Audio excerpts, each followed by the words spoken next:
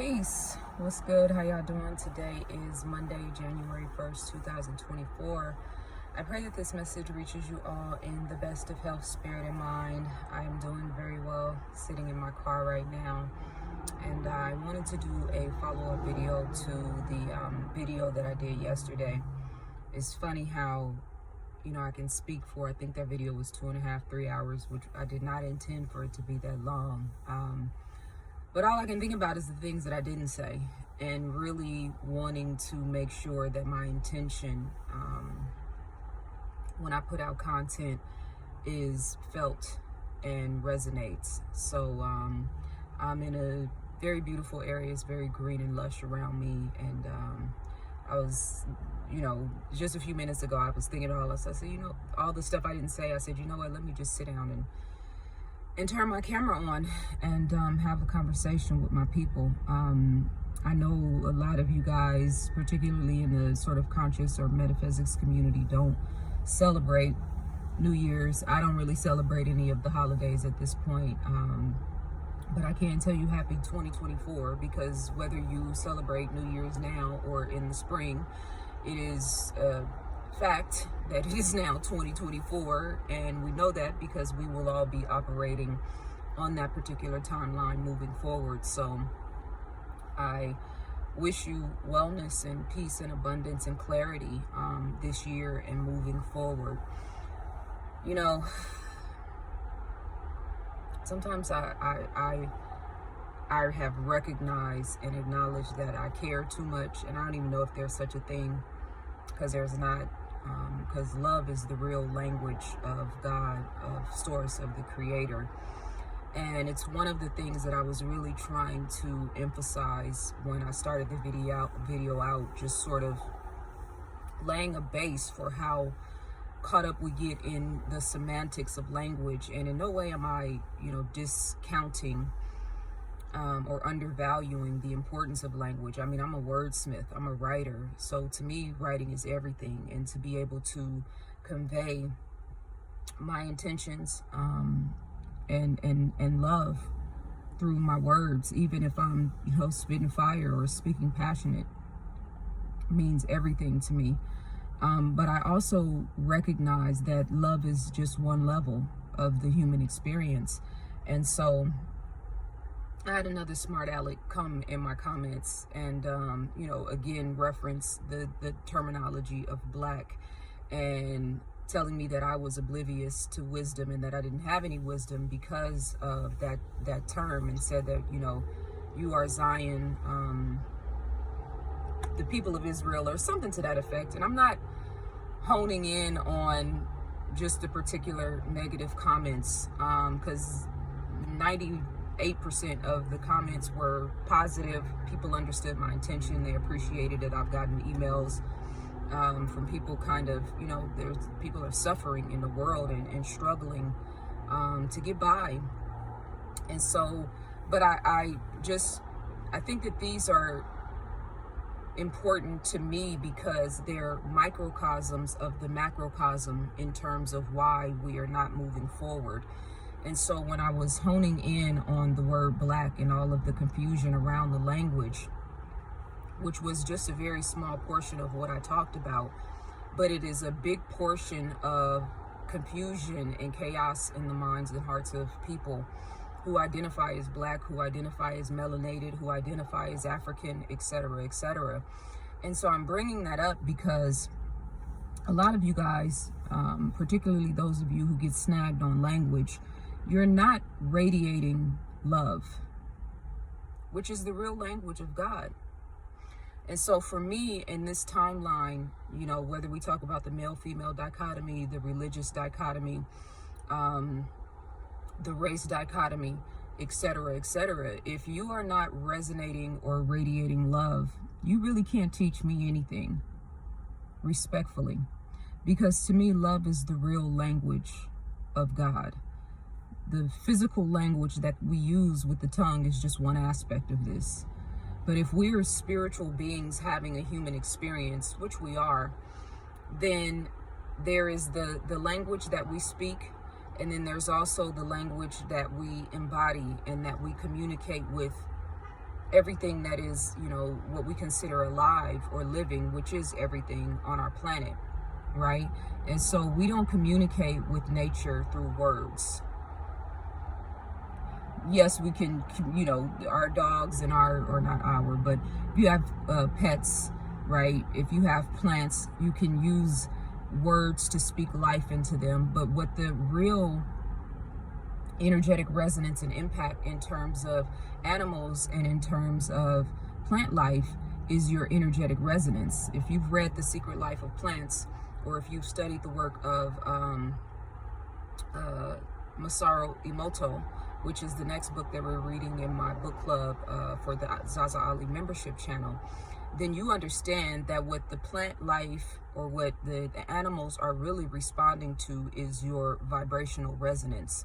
What are you feeling in your heart chakra, right? What are you radiating in terms of your vibrational resonance? That's what the real engagement and interaction is with plant life and with animal life.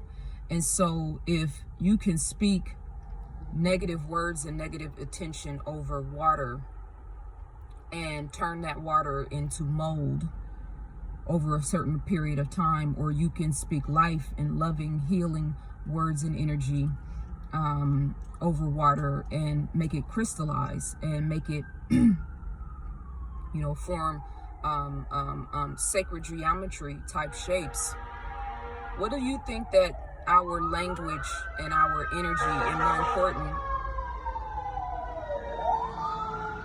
the intention of our language and our energy, which is another important caveat to, sort of the language of love, right? Our intention, and this goes back to the image I was showing of the double slit experiment, and then starting to talk about the quantum realm. Our intentions, our expectations, our thoughts, our feelings, they matter, and they're constantly being measured in the universal order of things. And so it never ceases to amaze me how people who are operating in a limited religious perspective get snagged on the book or get snagged on the words, when the whole entire purpose that we are here, one of the most important purposes that we are here, is to love, is to create, and is to learn how to master and manipulate energy, right? And so in the Bible, one of the first quote unquote commands, if you will, is to be fruitful and multiply.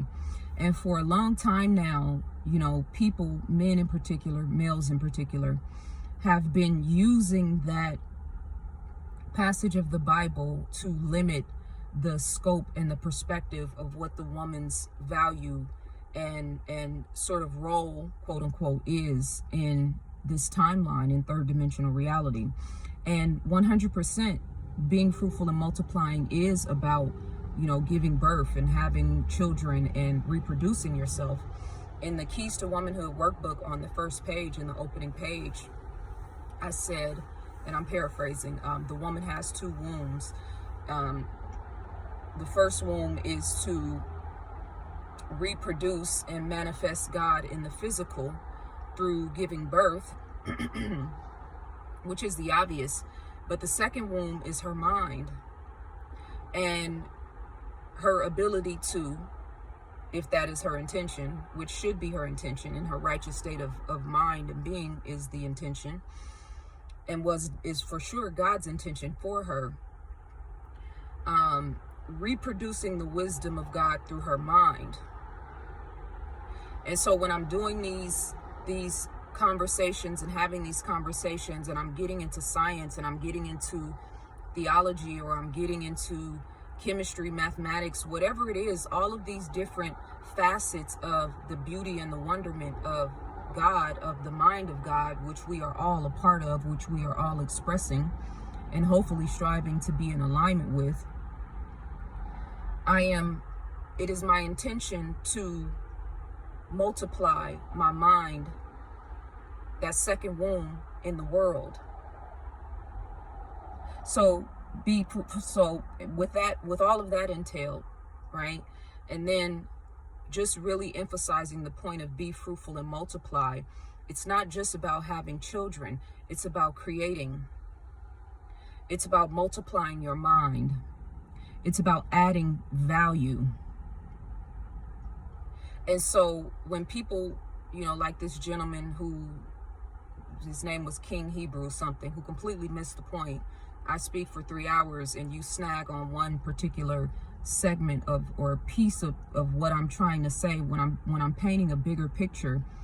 You represent, and your mindset represents all of the reasons why not just quote unquote our people or melanated people or black people are not moving forward, but why the world is stagnant. Because you still represent that, I'm going to use the word patriarchal, even though I don't like that word and I don't use it, but it's relative to the point. You still represent that patriarchal concept and mindset of it's my way or the no way or the highway. That control, that need to control, that dogmatic sentiment that there's only one way. But the Bible says, in my Father's house there are many mansions.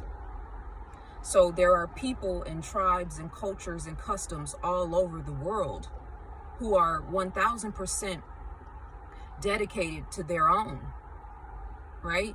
And so this idea that there's only one way to aspire to Christ consciousness, you guys are still focused on the man, one particular prophet, when there have been many prophets among us. And when you understand the quantum reality and the gist of what I've opened up just now saying, and what I was trying to say in the video right now, yesterday, we're all prophets.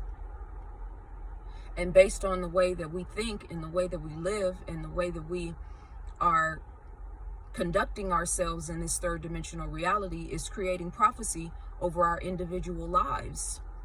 And then depending on how strong your vibrational resonance is, if you are a dominant frequency in your family, in your household, in your culture, in your community, then you can be writing or speaking prophecy over many others. Right? So when I work with and talk to my clients and starting to get an understanding of the nature in their households, their family structure, the sort of the systems that they are a part of in their work environments, etc. And we, and we'll get to a point where I'll recognize either you are the dominant vibration in this situation in your household, or the dominant, what's the other word? Because I'm always talking about the dominant. You are the dominant or the not dominant frequency, right? And this is why the concept of gender, going back to the Kabbalion and mental gender and understanding, your soul is not a man or a woman, but you came into third dimensional reality to have an experience as a man or a woman, because this is what God wanted to experience through your experience. So the dominant vibration in the household, in the family structure, depending on who is the most spiritually astute, spiritually aware, etc. That is not limited to the male-female dichotomy, but a lot of you guys are stuck there.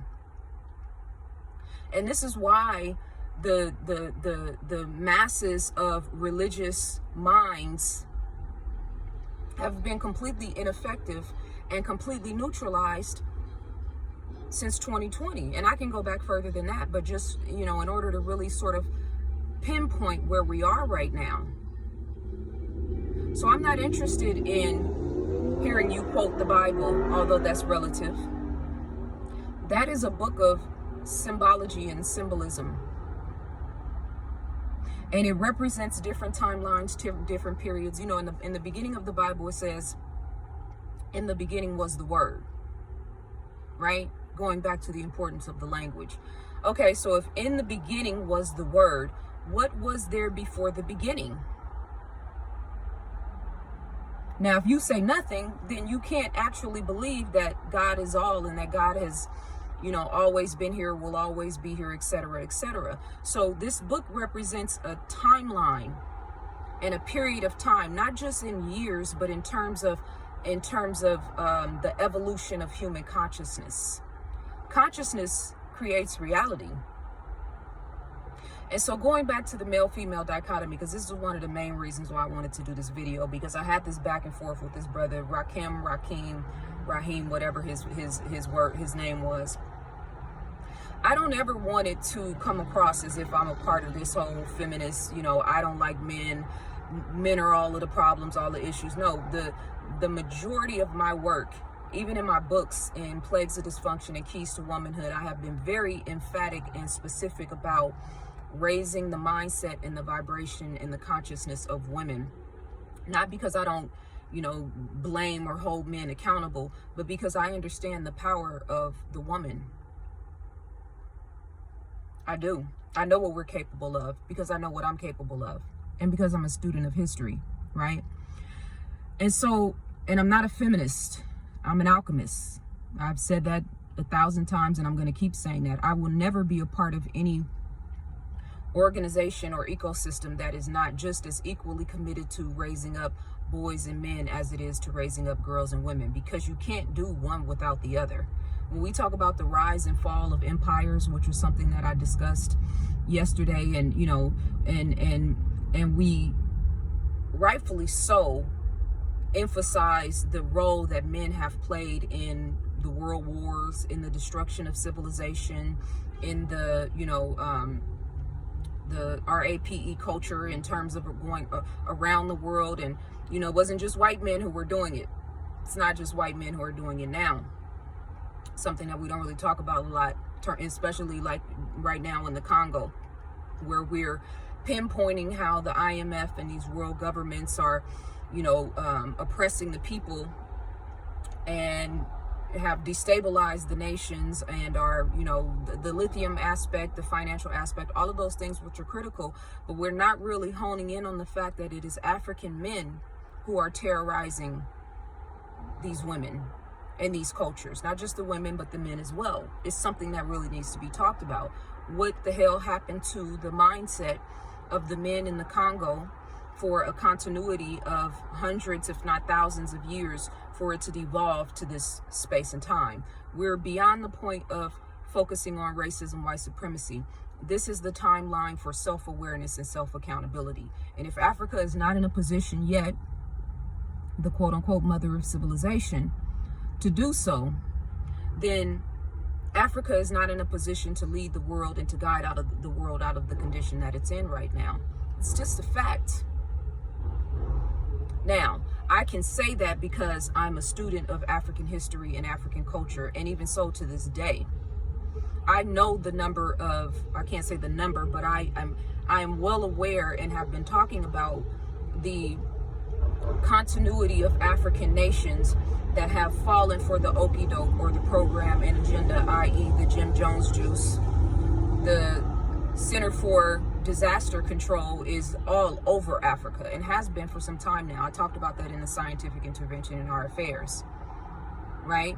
So just like Haiti, just like Jamaica, just like the Caribbean, just like Chicago, just like Brazil, just like all of these different places where melanated people are prominent, there's no one coming to save you.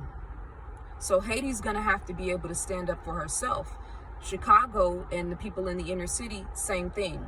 Oakland, LA, etc., etc. And the issue with most of the dogmatic religious perspectives is that you guys are still waiting for a savior.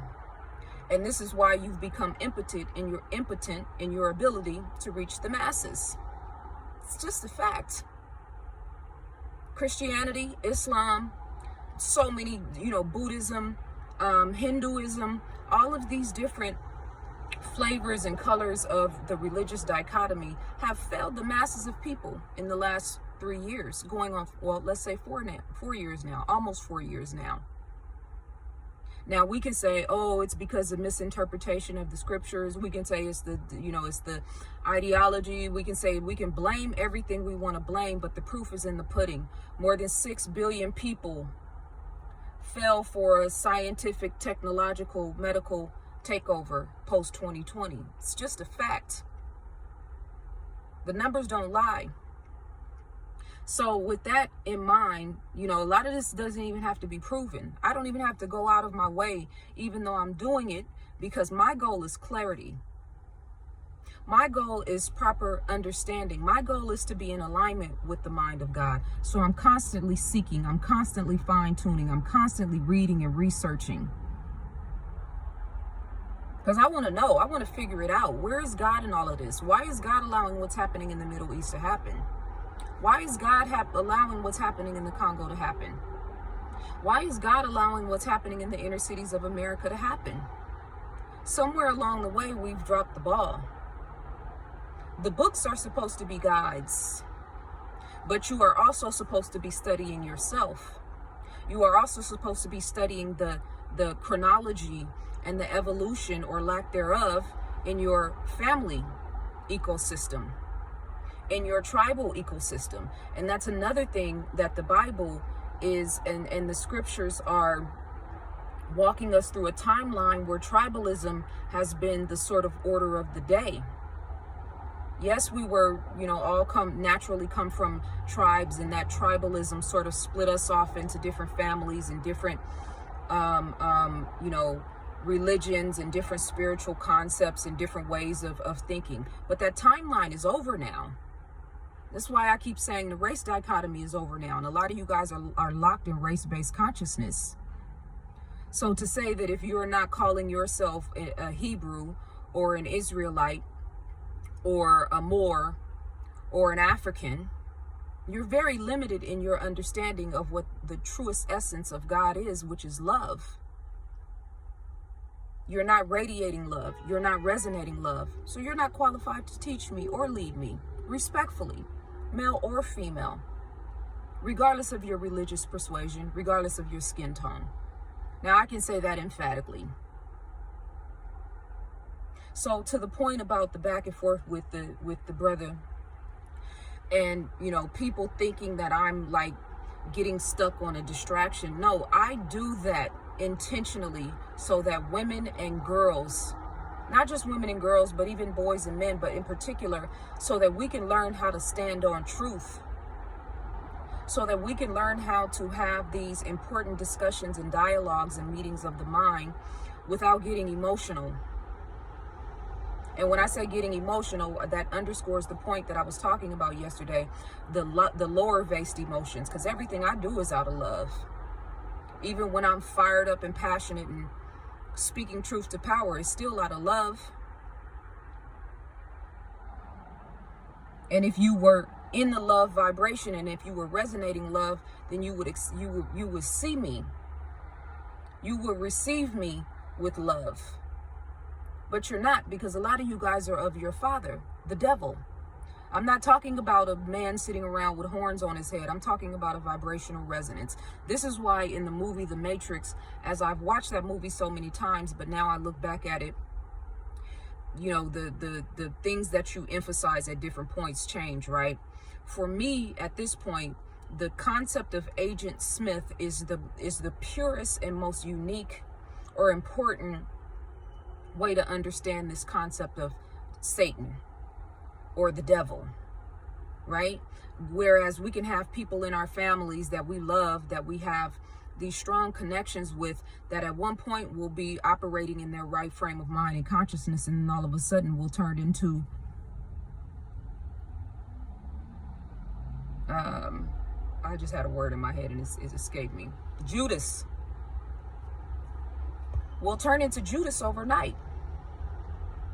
So these characters in the Bible represent different states of consciousness, including Satan, including the devil. If you're not radiating and resonating love and seeking to raise people up with light and with truth, then are you really of God? I don't think so. So again, just going back to that point between me and the brother, I am not, nor will I ever be, nor have I ever been anti-man, anti-black man. I don't want to be anywhere where there's no men, respectfully. My intention is to speak to the king in men. Now, if you rebuke me, or you can't see that, or you can't value that, then maybe you're not a king. That's not for me to decide. It's for you. And perhaps your wife or your wives or maybe your mother can play her position. The world is in need of guidance. I don't really understand how anybody in any particular from any religious persuasion, from any, a lot of these influencers, particularly in the Black Power realm, this whole arrogant beating of the chest and the cockiness, the arrogance. Are you guys paying attention to what's going on in the world? I don't think you are. Because if you were, there's no way you would be walking around beating your chest and bragging about who you are and what you did or what you think or how your way is the right way. You have no real true understanding of how vast and expansive not only earth is, but life is. And to think that there's only one book or one way is quite honestly silly. So the world is in dire need of guidance. The world is in dire need of divine feminine perspective, righteous for feminine perspective. Women to be fully restored to understand the power of not only the physical womb, but also the mental womb. This is critical for our daughters moving forward. The ways of the world, the way that these societies and civilizations have been established, even the fall of great empires, all of our great empires, I'm a student of history. Every great empire that we had, African people, melanated people, Black people, have fallen. It's just a fact. So whether we talk about Timbuktu, Mali, Shanghai, Kemet, all of these great nations and these great people fell. I don't only hold men accountable for that, although the conversation sort of shifted into that narrative because he wants to put me in my place as a woman instead of just quietly listening. I say a man who can't learn from a woman is a fool, but a woman with nothing to teach him even more so. Well, I've got a lot to teach. And you're waiting on a savior, but maybe God sent me to help restore. And I'm not saying that in an arrogant or in a cocky way, because God knows this is a hell of a cross to carry. Trying to wake up sleep people, dead people, who will kill you on the way to trying to help them rediscover who they really truly are. I don't really want this job, but I can't run from it anymore. It just is what it is. I've never ran from it, but I definitely tried to find a different way. But again, going back to the power of the words, this is my strongest God-given ability, whether it's in writing or whether it's just expressing myself. It's a talent that God has given me to be able to speak life into people, to be able to seek out clarity and truth in God, and then to be able to express it in a way that people can resonate and understand. So the male-female dichotomy, the gender wars, that timeline for that is already ended. And if you find yourself as a man, as a woman, as a Black man, white man, etc., it doesn't beyond race. If you find yourself, i.e. the podcast professionals, I don't even know how you guys listen to a lot of that foolishness. But if you find yourself in a space where that is what you particularly are focused on, as a man always talking about the problems and the conditions of women and vice versa, then you're already out of alignment with God. Because we came here to be fruitful and multiply. That's not just about creating, although that's a very large aspect of it. Not just about having children, although that's a very large aspect of it. It's also about living in abundance. It's also about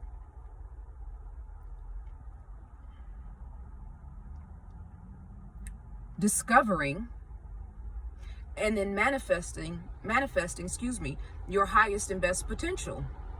That's why Neville Goddard gave the most important definition to the word sin that I've ever heard. He talked about sin is the inability to manifest your heart's desires. That's a sin, when you don't hold true to what it is that your heart really truly desires because of fear, etc., etc. You guys aren't talking about that. You're not speaking to the minds and the hearts of the people. And this is why you've become impotent in your ability to reach them.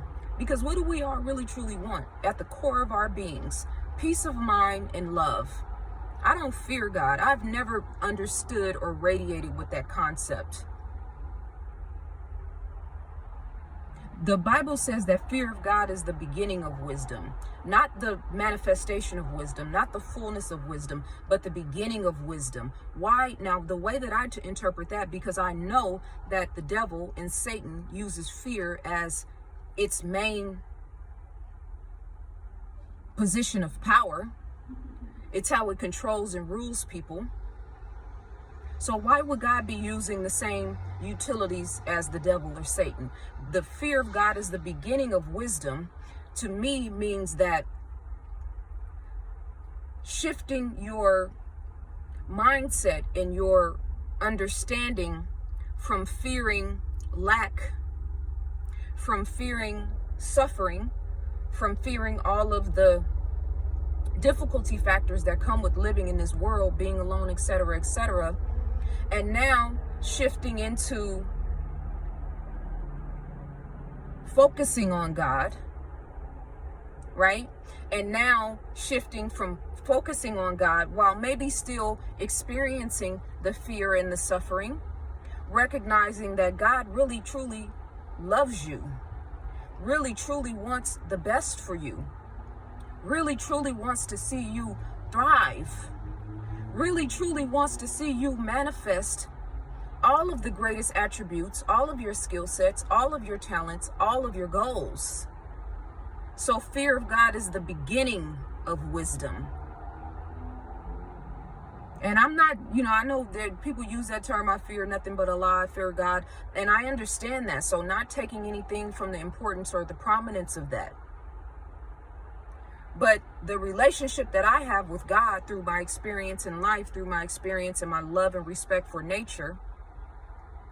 It's like I was in Sedona and I went hiking and this was years and years ago. So during the summertime, they, the resort that I was staying at, they tell you, go hiking, make sure you go hiking before, try to get it done before 10 o'clock, because once the sun hits a certain point, you can have a heat stroke, right? And so I thought I was on time for that. I thought I had water. I thought I had plenty of hydration. Ended up getting lost on the trail. Ended up being outside in the sun for way longer than what I intended. And I ended up having a heat stroke. And ended up, I got really sick. It was a very bad situation, right? And it taught me a very valuable lesson about respecting nature in all of its glory and all of its beauty, but also the conditions and what it can cause if you don't respect it. Yes, go out and bathe in the sun and bask in the sun. Yes, appreciate the glory and the beauty of the mountains. But you better make sure you have enough hydration, and you better make sure you get out of this sun within a certain timeline, because it can work against you. It can harm you. And that same idea can be represented in nature everywhere. If you go to a safari, look at the beauty and the power of the tigers and the mountain lions and the bears. But you better respect it. Don't get too close. And that's a metaphor for humanity as well, because the dichotomy is different in terms of the higher nature and the lower nature, the higher self and the lower self. The higher self is seeking love, is seeking advancement, is seeking connection, is seeking togetherness.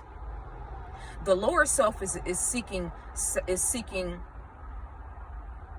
I won't say seeking, that's the wrong word, has the potential to manifest everything that is in opposition to those things. So scarcity, lack-based consciousness, pain, suffering, lack of love, inflicting pain on other people, etc., etc.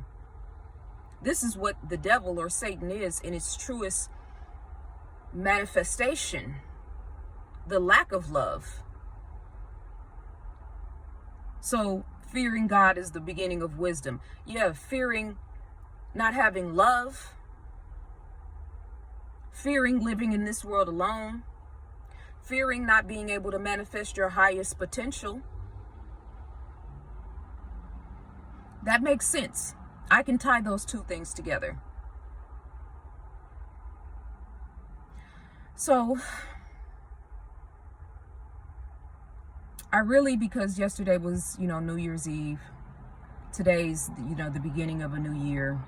That's why I put the walk with me up a few days ago, because I knew that yesterday that conversation was going to be kind of in a spirit that I'm really not connected to anymore. Or I won't say a spirit, but just talking about certain things. Black America oblivious to the times. A lot of you religious people are oblivious to the times as well, because you got so stuck in one book that you forgot to pay attention to the science. You forgot to pay attention to the technology.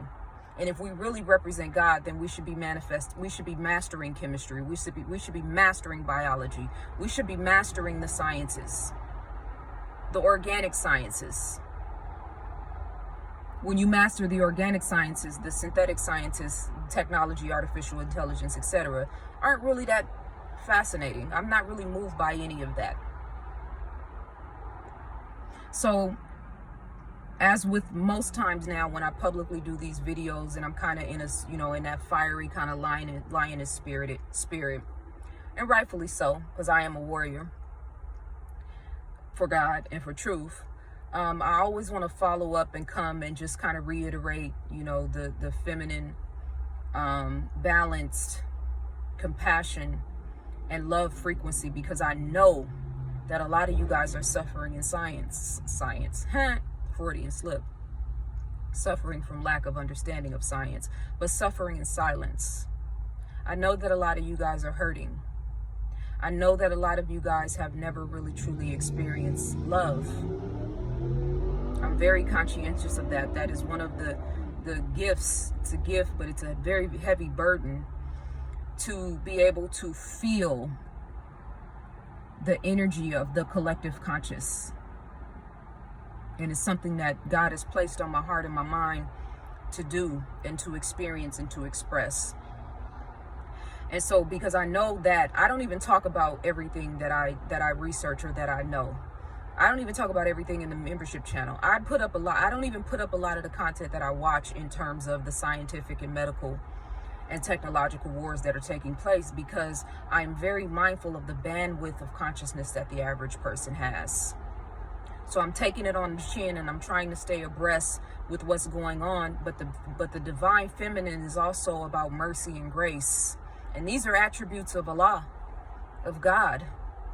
The divine feminine is an attribute of God, and the divine masculine is an attribute of God. And men and women are supposed to be embodying and mastering and seeking understanding in both parts of themselves. That's why I was emphasizing the fact that we have a culture, black men and all men in particular, that has been built and established by men that is very detrimental to your well-being.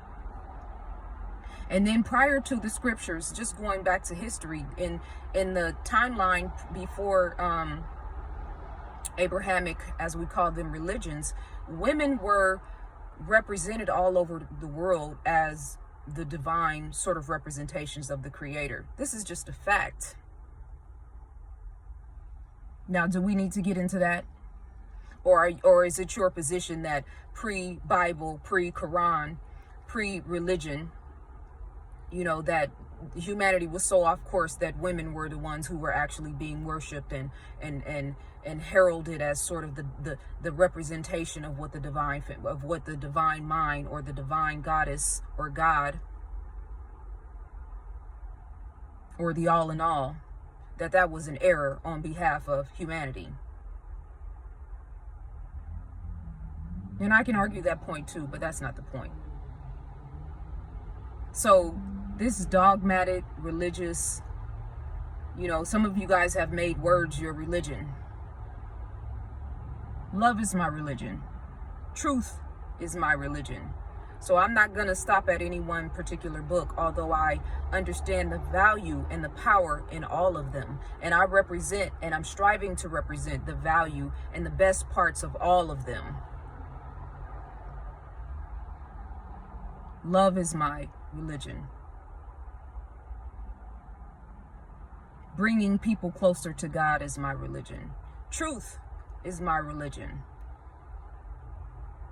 So because I understand the timeline that we're in right now, I understand the parallel realities that are taking place and unfolding in front of all of us. I represent the mass suffering that's happening, not only in the Middle East, not only in Africa. The average person in America, particularly Black America, or whatever you prefer to call it,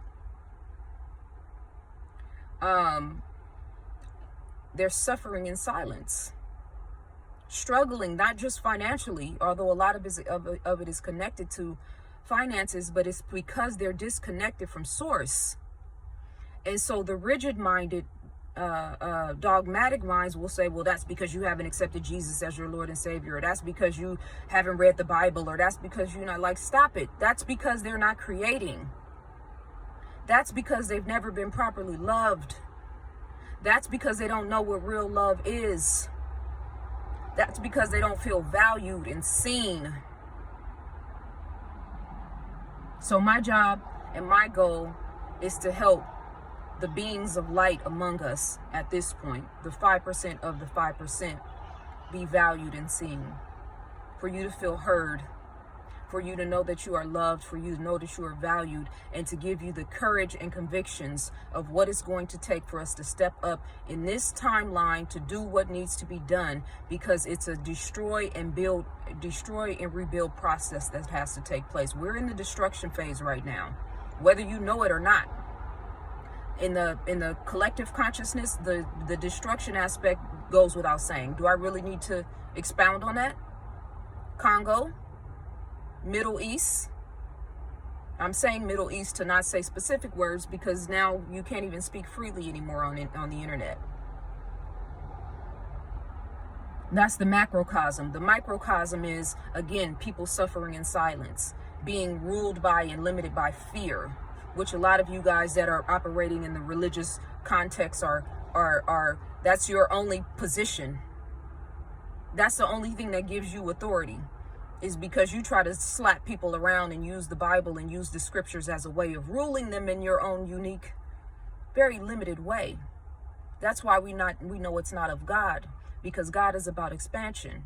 God is about creativity. God is about love, among other things, but just to make my point. So I'm here to speak life into the beacons of light. I'm here to speak courage and conviction into the warriors that are among us right now, because it's going to take warriors, spiritual warriors, physical warriors, mental warriors, emotional warriors, etc., etc. If you radiate and resonate with those concepts, then you're probably of my tribe. And eventually we're all going to have to connect very soon. Satan is on 10. I'm being graceful and merciful about not talking about everything that I know is unfolding, but I can tell you in no uncertain terms that Satan is on 10. And if you have ears to hear and eyes to see, then you already know that. So then God needs to be on 1,000.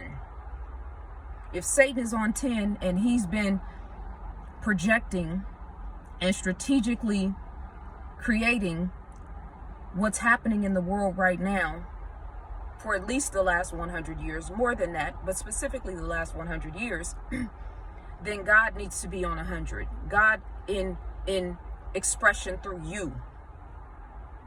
You sitting back and waiting on God, and God is waiting on you. So I'm here to inspire the ones who are ready to step into that space. Those of us who have the kahunas, because the coward frequency is very strong. Now we could, I'm not even gonna say that. I digress. You see that warrior spirit starting to come out of me. If you're still making this about the male-female dichotomy and you're a man, then stand up to the moment. Women have been the most outspoken not the most, but extremely outspoken and forthright over these last 3-4 years in terms of speaking up against this scientific warfare. Medically, scientifically, psychologically, etc. Where are you? What have you done?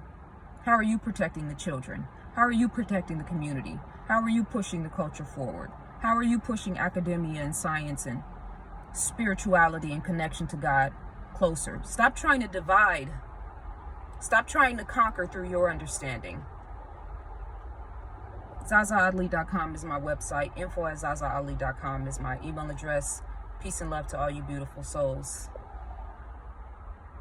Oh, my battery is going dead.